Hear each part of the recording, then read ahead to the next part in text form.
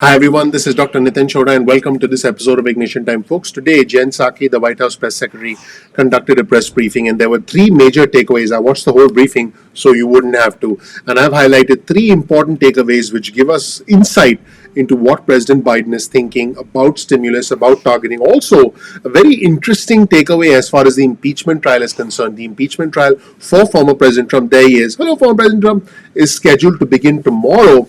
And it seems like both the Senate Majority Leader Chuck Schumer, there he is, and the Senate Minority Leader Mitch McConnell, there he is, have come to an agreement about how that impeachment trial should work. Folks, there is a very high probability that former President Trump will be acquitted because there doesn't seem to be an appetite amongst Republicans to convict former President Trump. Remember, there needs to be 67 votes for conviction. Right now, we have 50 Democrats and we have 50 Republicans. Let's say all 50 Democrats vote for the conviction of former President Trump, which is likely.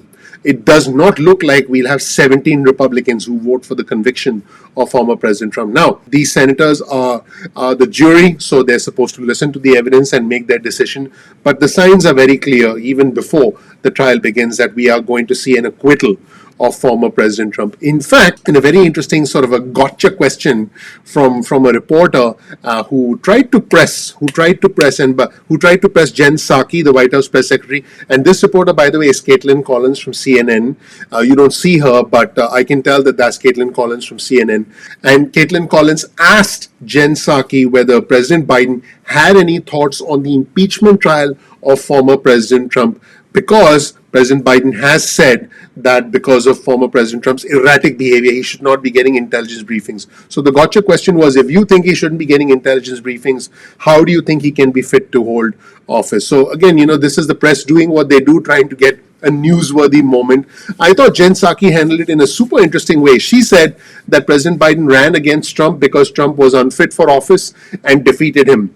Pretty good question from a good reporter, and pretty interesting answer from the White House press secretary. Let's take a look at this, and then we'll highlight two additional important segments where Jen Psaki talks about the likelihood of stimulus and outlines their PR strategy, the Democrats' PR strategy to push for this major stimulus. So make sure you watch the video all the way through to the end. Let's take a look at the first segment with Jen Psaki. The president and the White House has not said either way if he believes that former President Trump should be convicted by the Senate in this trial.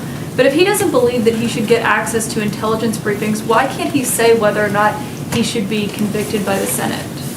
He's no longer in the Senate. He's retired from the Senate and he's president of the United States, and his focus is on getting relief to the American people. And that's exactly what he's conveyed publicly, of course, and privately as well. And he'll leave it to his former colleagues in the Senate or members of the Senate to determine the path forward. But doesn't he think that someone, if he believes his behavior is too erratic to get access to intelligence, then doesn't he believe that he should be barred from holding office again? Well, he ran against him because he felt he was unfit for office, and he defeated him. And that's why he's no longer President Trump is no longer president of the United States. So I think his views of the former president are pretty clear, but he's going to leave it to the Senate to see this impeachment proceedings forward through. Now, folks, in the second segment, Jen Psaki was pressed again on targeting of stimulus checks, and she said something that I thought was very interesting.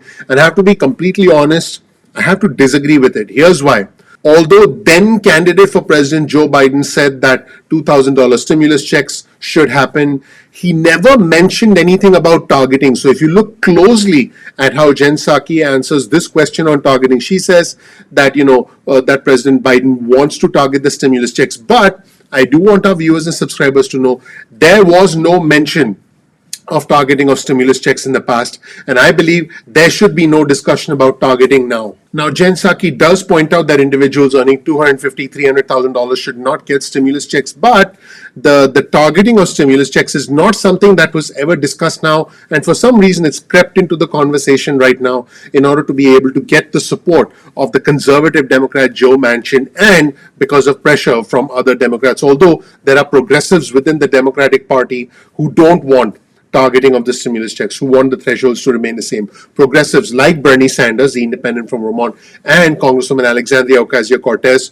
who is from New York. So keep in mind that Jen Psaki answers this question and she kind of avoids making any major missteps, but it's clear that targeting was never a part of the conversation earlier, although it is alluded to by the White House press secretary. Let's roll the tape and I want you to judge for yourself. Bernie Sanders said it would be absurd to lower the threshold, the income threshold, and some other Democrats have raised the prospect that doing so could lead to a political backlash, given voters in Georgia were explicitly promised this aid by the president, and they didn't really have any reason to believe that fewer people would qualify for that aid under the Democrats' plan.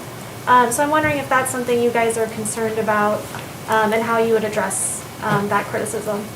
Well, the president proposed the $1,400 checks to make plus $600 is of course $2,000 because he was felt it was important and vital to get that direct relief to as many Americans as possible and target that relief to the Americans who need help the most. And that's how his original plan and proposal was designed.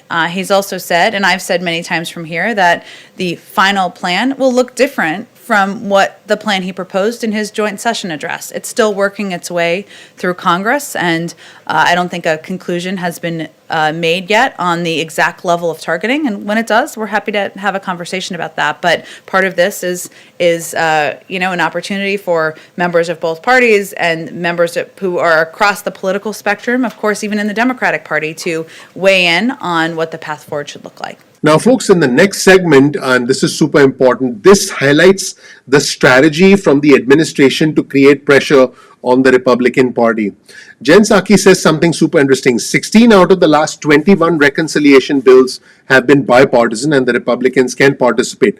The truth is, the Senate Minority Leader Mitch McConnell this morning on the floor of the Senate slammed this budget reconciliation process as a phony partisan bill. Yep, he called it a phony partisan venture, and it's very clear that the Republicans do not see this as bipartisan. But it's interesting that the positioning of the White House press secretary, the positioning of the administration is, oh, this is bipartisan, and so is the positioning from the Senate Majority Leader Chuck Schumer. I did release another video on our channel earlier today where I highlighted the contrast between what Chuck Schumer said and what Mitch McConnell said on the floor of the Senate today. And let's take a look at the White House essentially being in a lockstep, if you will, with the Senate Majority Leader Chuck Schumer when Jen Psaki says 16 out of the last 21 reconciliation bills have been bipartisan. But guess what? This one is anything but bipartisan. Let's roll the tape and hear from the White House. What should Americans take away from the fact that President Biden campaigned on unity, talked about unity, got into office about 2 weeks in, has decided, all but decided it seems, to go with a process where Democrats can pass a $1.9 trillion plan without the support of Republicans? I know that there are Republicans across the country that the White House is pointing to saying they support this bill, but there is the fact that Democrats don't have to have Republican support in Congress for this bill, and the president is seemingly supporting that process. So I'm wondering what people should take away from that, and will that definition of bipartisanship be the one that is going forward with this White House? Well, the president ran on unifying the country, not on creating one political party. But I will note that 16 of the last 21 reconciliation bills that have gone through Congress have been bipartisan. And certainly, there's opportunity for Republicans to not only offer amendments as it's going through the House committee process, and then we'll go through the Senate committee process following that, but they will have the opportunity to, of course, vote for a package that the vast majority of the American people support. The president is his first priority is getting relief to the American people. But the vast majority of the public, Democrats, Republicans, independents, are with him in that effort. There's a long history of bipartisan support for reconciliation bills, a parliamentary process. Again, I don't think the American people are particularly worried about how the direct relief gets into their hands. And that if that's the process that it moves forward through, which seems likely at this point, the president would certainly support that. So that was interesting. And folks, while all this is happening, there's clearly division between the Democrats as to the threshold for the $1,400 stimulus checks, which still has not been clearly defined. Let's show you this headline on your screen from the Washington Post, which reads, Democratic lawmakers splinter over criteria for $1,400 stimulus checks as the Biden relief bill advances. So, folks, like I mentioned earlier, an important senator in all these talks is Joe Manchin, the conservative Democrat from West Virginia. In fact, he told West Virginia's News over the past couple of days, and this is a quote from Joe Manchin: an individual of $40,000 income or $50,000 income would receive it. It meaning the $1,400 stimulus check, the third stimulus check. He said, and a family who's making $80,000 to $100,000, not to exceed $100,000, would receive it. Anything over that would not be eligible because they are the people who really are hurting now and need the help the most. And I want our viewers and subscribers to understand that if this does indeed happen, if the threshold is indeed lower, less people would get the stimulus checks. According to Kyle Pomelu, who's a fellow at the American Enterprise Institute that specializes in tax policy, if there's a lower threshold, 71% of Americans would receive the full benefits, and an additional 17%, in other words, they'll be above the threshold, would get a partial benefit. In other words, they would not get the full stimulus check. Now, under the original plan, that was the basis on which the first stimulus check of $1,200 and the second stimulus check of $600 were based. Under the original plan of the American Rescue Plan, the $1.9 trillion stimulus package, the $1,400 would go to individuals with the same threshold as the first two stimulus checks. So the $1,200, the $600, and the $1,400 would go out based on the same thresholds, which was $75,000 for single filers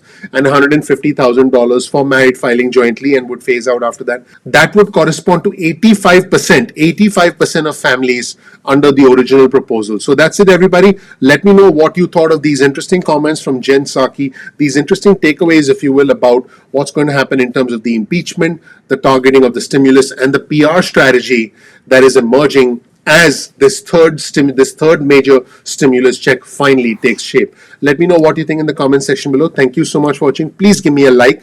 Please subscribe. Please enable notifications. That'll bring a big smile to my face and that'll make me super happy. I'll do anything for a like. Thank you so much for watching. I'm looking forward to seeing you in the next episode of Ignition Time. Take care. Bye.